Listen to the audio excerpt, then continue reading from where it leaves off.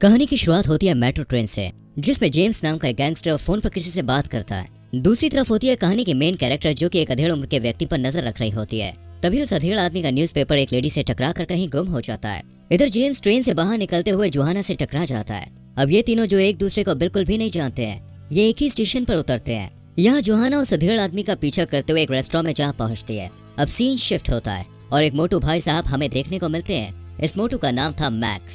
इनके बाद सीन फिर से शिफ्ट हो जाता है और हमें एक बिल्डिंग पर जेम्स दिखाया जाता है, जो वॉकी टॉकी पर किसी को कमांड दे रहा था। तभी हमें पता चलता है कि जेम्स ने एक बिल्डिंग की गाड़ी में बॉम्ब सेट कर रखा था, जिसे वो ब्लास्ट कर देता है। ब्लास्ट के चलते उस बिल्डिंग में आग लग जाती है। तभी फायर ब्रिगेड की टीम आती है, लेकिन फायर ब्रिगेड के साथ साथ यहाँ कुछ लुटेरे भी आते हैं, जो बैंक में घुसकर बंदूक के नोक पर चोरी करके वहाँ से भाग जाते हैं। तभी जेम्स को वहाँ पुलिस आती हुई दिखाई देती है। वो तुरंत ही मोटू मतलब मैक्स को पुलिस के बारे में बताता है और मैक्स ट्रक लेकर उन पुलिस वालों की गाड़ियों के सामने पहुंच जाता है और दूसरी तरफ से भाग निकलता है। इस तरह हमारे दिमाग की ट्यूबलाइट चलती है और हमें समझ में आता है कि ये सब रॉबर्स यानी कि लुटेरे हैं जो चोरी करते हैं। अब सीन दोबारा जोहाना और उस बूढ़े शख्स पर आकर टिक जाता है, जहाँ काफी देर के बाद वो बूढ़ा शख्स जोहाना के पास आता है और कहता है, मैं देख रहा हूँ कि तुम मेरा पीछा कर रही हो। तुम कल भी मुझ पे नजरें रखी हुई थी और आज मेट्रो में भी, और अब यहाँ। इस पर जोहाना कहती है, ये गलतफहमी हो सकती है। इतना कहकर जोहाना वहाँ से जाने लगती है, लेकिन वो बूढ़ा आदमी उसका हाथ पकड़ लेता है और उससे पूछता है, बताओ मेट्रो में वो औरत मुझसे कब टकराई थी। इस तरह वो सारे टाइमिंग पूछता है, लेकिन जोहाना भी सारे जवाब दे देती है। बस एक सवाल का जवाब जोहाना नहीं दे पाती, और वो ये है कि वो न्यूज़पेपर कहाँ गया जो उस अधेड़ के हाथ में था। इस पर वो अधेड़ आदमी कहता है कि हमें बेहतर की उम्मीद थी, और एक पेपर छोड़कर वहाँ से चला जाता है। अब जोहाना उस पेपर पर स्क्रैच करती है तो वहाँ पे लिखा होता है, यू आर सेलेक्टेड। यानी जोहाना का ये टास्क था और अब वो एक जासूस बन गई थी एक तरह से। अब सीन दिखाया जाता है अंधेरी रात का, जहाँ वो चोर अपना अपना हिस्सा बांट रहे थे। इनमें से एक चोर कहता है कि हमने मेहनत ज्यादा की तो जेम्स को पैसे ज्यादा क्यों मिले। ये सुनकर बाकी चोर सन्न पड़ जाते हैं। तभी जेम्स आता है और उस आदमी को बुरी तरह मार पीट कर अपने पैसे लेकर चला जाता है। अब जेम्स एक बूढ़े आदमी के पास जाता है जो जूते बनाने का काम करता था। असल में जेम्स ने चोरी की ट्रेनिंग इसी से ली है, क्योंकि ये शू मेकर पहले एक चोर हुआ करता था और अब इसके पास जेम्स का पासपोर्ट था, जिसे देने के बदले वो उससे अपने काम करवा रहा था। और अब वो जेम्स को एक और टास्क देता है। अब कहानी आ जाती है उस अधेड़ के ऑफिस पर। असल में इस अधेड़ का नाम था चीफ हॉन्ग, जहाँ जोहाना आती है। चीफ हॉन्ग उसे सबसे मिलवाता है। यहाँ पे हम देखते हैं कि चीफ हॉन्ग की टीम का नाम जानवरों की तरह था, जैसे मंकी, स्लॉथ, मोल, वाइपर, ऑस्ट्रिच और स्क्वेरल। अब ये सब लोग मैक्स, जो कि सीसीटीवी में हल्का सा दिखा था, उसकी तलाश में निकल जाते हैं। लेकिन हॉन्ग जोहाना को गाड़ी से बाहर नहीं निकलने देता है, पर थोड़ी देर बाद वो उसे टॉयलेट ब्रेक देता है, जहाँ जोहाना अपने आप से बात करती है, लेकिन वॉकी टॉकी बंद करना भूल जाती है, जिससे पूरी टीम उसकी बातें सुनकर ठहाके लगा लगा के हंसती है। अब हमें जेम्स सिखाया जाता है, जो एक और चोरी करने में कामयाब हो जाता है। तभी वो एक आदमी को देखता है जो सामने वाली बिल्डिंग से उसकी तस्वीरें निकाल रहा था। जेम्स फौरन ही उस बिल्डिंग में गया और उस फोटोग्राफर को राम प्यारा कर दिया।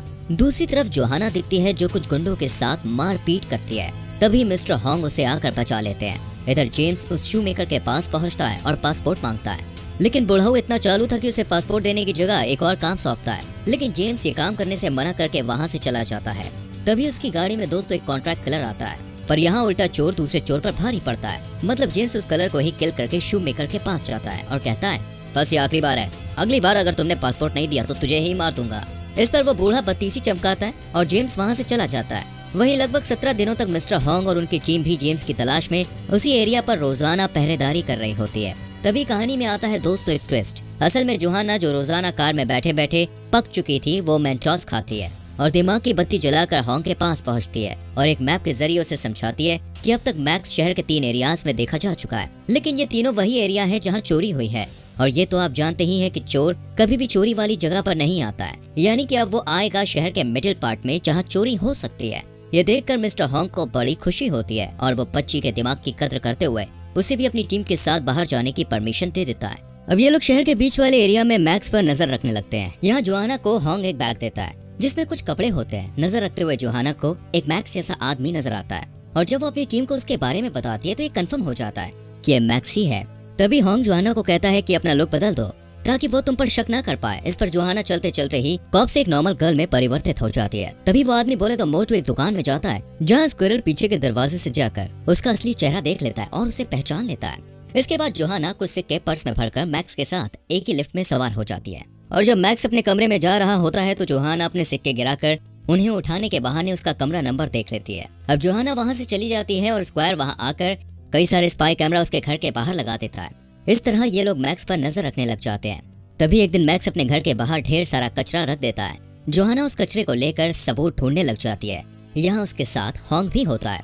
तभी दोनों को कचरे में कुछ कागज के टुकड़े नजर आते हैं, जिन्हें एक साथ रखने पर पता चलता है ये एक सुडोकू पजल है जिसे किसी ने जानबूझकर गलत खेला है। जोहाना इस बारे में पता लगाती है। अगले दिन मिस्टर हॉन्ग उस बिल्डिंग में पहुंचता है जहां जेम्स ने उस फोटोग्राफर को मारा था। घंटों दिमाग मारने के बाद हॉन्ग को समझ में आता है कोई चोरों को चोरी वाले स्पॉट के सामने वाली बिल्डिंग पर चढ़कर निगरानी करता है या उन्हें कमांड करता है। वहीं हॉन्ग की टीम को पता चल जाता है कि पजल का रॉन्ग आंसर असल में शहर के स्टॉक मार्केट का आईपी एड्रेस था, यानी अब चोरी यहाँ होने वाली थी। इधर मिस्टर हॉन्ग की टीम इन चोरों के अपार्टमेंट में स्पाई कैमरा लगाकर ये पता कर लेती है यही वो चोर है जो बैंक में चोरी कर रहे हैं। चोरों की मीटिंग खत्म होते ही हॉन्ग इनके पीछे जा ही रहा होता है कि तभी उसकी नजर जेम्स पर पड़ती है, पर वो उस पर इतना ध्यान नहीं देता है। अब जेम्स स्टॉक मार्केट के सामने वाली बिल्डिंग पर जाता है और पुलिस को देखकर अपने चेले चपाटियों से कहता है कि वापस आओ, अब हम चोरी नहीं कर पाएंगे। और इतना कहकर वो बिल्डिंग के नीचे उतरने लगता है, लेकिन मिस्टर हॉन्ग उसी बिल्डिंग के टॉप पर जा रहे होते हैं। ये बात जेम्स को पता चल जाती है और वो जैसे तैसे खिड़की से कूदकर वहां से भाग निकलता है। इधर चोरों और पुलिस के बीच चोर पुलिस का खेल होता है और एक लॉन्ग ड्राइव के बाद जो एक्सीडेंट होता है उसमें सभी चोर मारे जाते हैं। वहीं हॉन्ग और जोहाना जेम्स को ढूंढते हुए एक ब्रिज के पास आते हैं, लेकिन यहाँ जेम्स को ढूंढ पाना थोड़ा मुश्किल था क्योंकि अब तक ये लोग जेम्स को पहचाने भी नहीं थे। इसलिए हॉन्ग अपनी टीम से जेम्स को फोन करने को कहता है। असल में दोस्तों ये लोग सैटेलाइट के थ्रू जेम्स का नंबर ट्रैक कर चुके थे। अब एजेंसी के कॉल करने पर जेम्स फोन उठाता है, लेकिन उसके साथ साथ 3 लोग और फोन पर बात करना शुरू कर देते हैं। ऐसे में पता लगाना मुश्किल हो गया कि जेम्स है कौन, लेकिन जेम्स को समझ में आ गया कि ये उसे फंसाने की एक चाल है।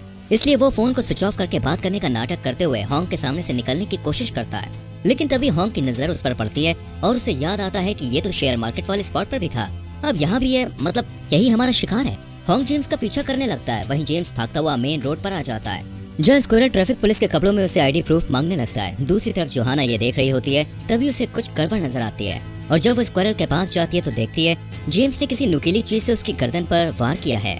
मिस्टर हॉन्ग और जोहाना स्क्वायर को फौरन हॉस्पिटल लेकर पहुंचते हैं, लेकिन स्क्वायर को बचा नहीं पाते। इधर जेम्स उस शू मेकर को मारकर अपना पासपोर्ट ले लेता है।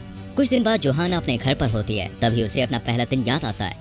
जब वो उस ट्रेन में थे तभी उसके दिमाग की बत्ती फिर से चलती है और उसे याद आता है कि ट्रेन में उससे एक शख्स टकराया था और वो जेम्स ही था और उसके हाथ में एक पोस्टर था, यानी वो किसी मार्केट का रेगुलर कस्टमर होता है। इस तरह जोहाना समझ जाती है कि आज संडे यानी कि रविवार है और जेम्स आज मार्केट में जरूर आएगा। अब जोहाना भी उस मार्केट में पहुंच जाती है, तभी उसे जेम्स जैसा एक आदमी नजर आता है। जोहाना हॉन्ग को सब बता देती है। इतने में जेम्स एक मार्केट के अंदर घुसता है। वो उसके पीछे पीछे उसी मार्केट में चली जाती है। तभी जेम्स उसके पास आता है और कहता है, तो मेरा पीछा क्यों कर रही हो?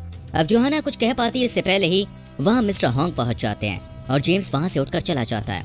अब जोहाना देखती है कि जेम्स टेबल पर रखा चाकू उठाकर लेके आए। वहीं मिस्टर हॉन्ग जेम्स का पीछा करते हुए उसके पीछे जाते हैं। जोहाना फौरन वहाँ जाती है और देखती है कि जेम्स ने हॉन्ग को चाकू मारकर घायल कर दिया है। लेकिन हॉन्ग के कहने पर जोहाना जेम्स के पीछे जाती है, पर तेज बारिश की वजह से वो उसे देख नहीं पाती। लेकिन जैसे ही बारिश रुकती है तो वो उसे देख लेती है। इधर एजेंसी के लोगों ने हॉन्ग को बचा लिया था। अब वो सब जोहाना पर सैटेलाइट के जरिए नजर रखते हैं, लेकिन कुछ देर के बाद ही सैटेलाइट का सिग्नल डेड हो जाता है। सिग्नल डेड होते ही हॉन्ग दिमाग दौड़ाता है तो उसे समझ में आता है कि शहर का बाउंड्री वाला एरिया ही है जहाँ इस समय सैटेलाइट सिग्नल डेड है। अब ये सब उसी जगह के लिए निकल जाते हैं। यहाँ जोहाना एकदम अकेली होती है, तभी जेम्स आकर उस पर बंदूक तान देता है, लेकिन एजेंसी के भेजे पुलिस वाले भी वहाँ पहुँच जाते हैं और जोहाना जैसे तैसे करके जेम्स के चंगुल से खुद को छुड़ा लेती है। लेकिन खुद को फंसता देख जेम्स ट्रेन के उस पार कूदकर भागने लगता है।